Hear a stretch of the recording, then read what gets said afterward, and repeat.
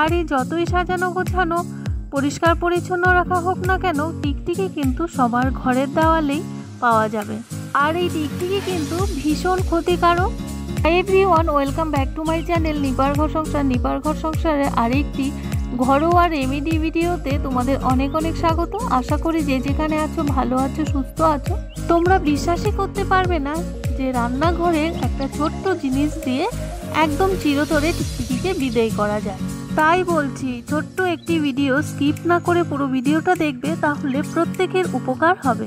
চলো দেখে নেওয়া যাক এমন কি রান্নাঘরের ছোট্ট জিনিস আছে যেটা দিয়ে আমরা আমাদের শত্রুদের চিরতরে বিদায় করতে পারবো। এই হলো সেই ছোট্ট জিনিসটি যেটা প্রত্যেকের রান্নাঘরে পাওয়া যাবে। পেঁয়াজ সবার রান্নাঘরেই থাকে, আর আমাদের শত্রুদের তাড়াতে হলে একটা পেঁয়াজই যথেষ্ট। এবারে চলো দেখে নেওয়া যাক নেক্সট স্টেপ, কী করে আমরা পেঁয়াজটাকে কাজে লাগিয়ে আমাদের চিরশত্রুদের বিদায় করছি। প্রথমে পেঁয়াজের খোসাটা ছাড়িয়ে নিতে হবে, তারপর একটা গ্রেটারের সাহায্যে পেঁয়াজটাকে গ্রেট করে নিতে হবে। টিকি এমনই একটা জিনিস আমাদের খাবার দাবারে যদি পড়ে তাহলে সেই খাবারটা কিন্তু বিষাক্ত হয়ে যায়। সব থেকে বড় কথা, সকালে যখন ঘুম থেকে উঠবে দেখবে টিকটিকির পটি সারা ঘর ছড়িয়ে ছিটিয়ে আছে। সোফাতে, ডাইনিং টেবিলে, সব জায়গায় কিন্তু টিকটিকির পটি থাকে। আর এই টিকটিকির পটি যদি কোনো খাবারে পড়ে তাহলে কিন্তু প্রত্যেকের শরীর খারাপ করবে, পেটের অসুখ করবে।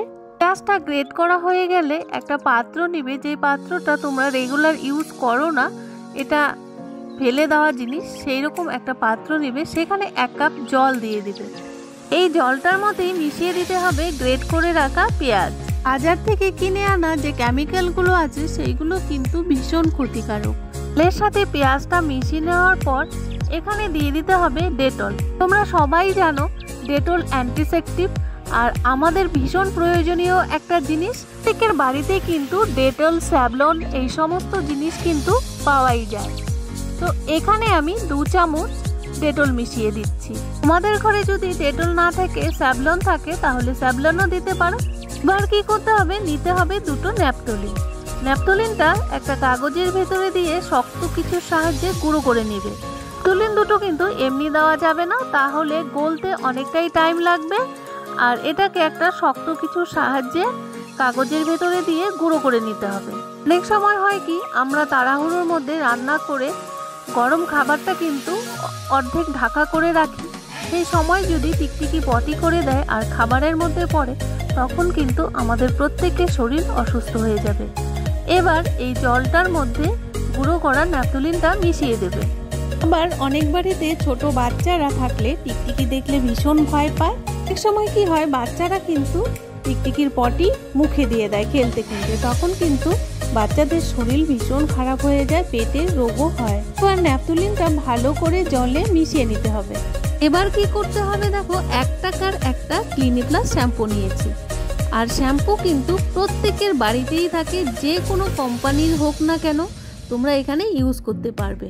শ্যাম্পু দেওয়ার একটাই উদ্দেশ্য, এখানে যে কাঁচা পেঁয়াজটা দেওয়া আছে সেই পেঁয়াজটার কিন্তু একটা দুর্গন্ধ হয়, সেটা যেন না হয়, সেই জন্যই এখানে একটু শ্যাম্পু মিশিয়ে দিতে হবে।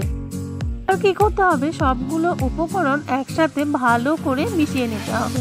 যদি তোমরা স্প্রেটা বেশি করে বানাতে চাও, যেমন 2 কাপ জল, তাহলে 4 চামচ ডেটল দিবে। পেঁয়াজ, শ্যাম্পু এগুলো একটু বেশি বেশি করে দিয়ে দেবে। দেখো এখানে সবকিছু কিন্তু মেশানো হয়ে গেছে। এবার একটা মগ নিতে হবে, সেই মগটা যেন রেগুলার ইউজ না করা হয় সেরকমই একটা মগ নিতে হবে। আর একটা ছাকনা নিতে হবে, ছাকনাটাও যেন রেগুলার ইউজ করা না হয়। আমি আবারও বলছি, যে সমস্ত পাত্র তোমরা রেগুলার ইউজ করো না, ফেলে দেওয়া জিনিস, সেই সমস্ত পাত্রই নেবে। একটা স্পুন নিয়ে চেপে চেপে স্প্রেটা বের করে নিতে হবে। যেহেতু আমরা পেঁয়াজটা গ্রেট করে দিয়েছি, সেখানে দানা দানা আছে, সেই জন্যই এটাকে ছাকনা দিয়ে ছেঁকে নিতে হবে। এবার স্প্রে করার জন্য একটা জার নিতে হবে। এখানে দেখো আমি একটা ডেটলের জার নিয়েছি। এই ডেটলটা আমার শেষ হয়ে গেছে, আমি ধুয়ে পরিষ্কার করে নিয়েছি। এরকম স্প্রে জার সবার বাড়িতেই অনেক থাকে, যেমন বডি লোশনে থাকে, কলিনের থাকে, ডেটলে থাকে। এগুলো ফেলে না দিয়ে কাজে লাগানো যায়, আর বাজার থেকেও কিনতে হয় না, অনেকটা সেফ হয়। এবারে ডেটল বোতলটাতে যে স্প্রেটা বানিয়েছি সেটা ঢেলে নিতে হবে।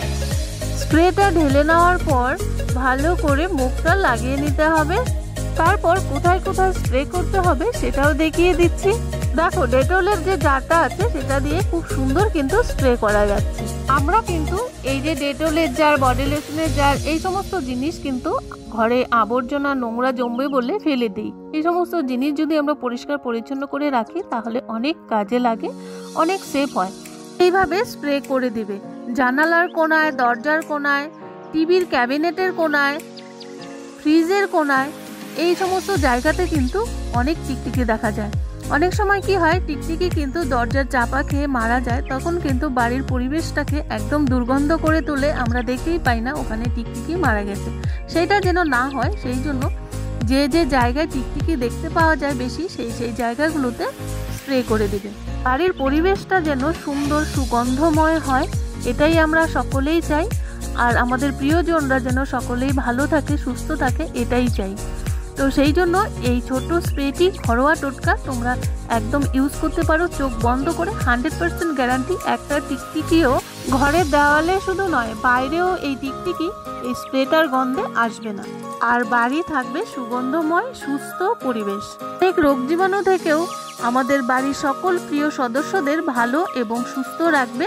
ঘরে থাকা মাত্র কয়েকটি জিনিস দিয়েই এই এত সুন্দর একটা রেমেডি আমরা বানিয়ে স্প্রে করতে পারি। আজকের এই রেমেডির ভিডিওটা তোমাদের কাছে কেমন লাগলো তোমরা অবশ্যই একটা লাইক করে কমেন্টস করবে। আর যারা নতুন বন্ধু দেখছো তারা অবশ্যই সাবস্ক্রাইব করে বেল নোটিফিকেশনটি অল করে রাখবে, তাহলে আমার নিত্য নতুন ভিডিও, ব্লগ বা রেসিপি বা কিচেন টিপস সবার আগে তোমাদের কাছে পৌঁছে যাবে। আজকে এখানেই রাখছি, আবারও দেখা হবে তোমাদের সাথে নেক্সট কোনো ভিডিও, ব্লগ বা রেসিপির সাথে। আর ভিডিওটা যদি ভালো লাগে তাহলে বন্ধু আর ফ্যামিলিদের সাথে শেয়ার করতে পারো, তারাও খুব উপকৃত হবে। ভালো থাকবে, সুস্থ থাকবে। যারা আমার ভিডিও ফার্স্ট থেকে লাস্ট পর্যন্ত দেখলে তাদেরকে অসংখ্য ধন্যবাদ। নিজেও সুস্থ থাকো এবং বাড়ির সকল প্রিয়জনদের ভালো এবং সুস্থ পরিবেশ দেওয়ার চেষ্টা করো।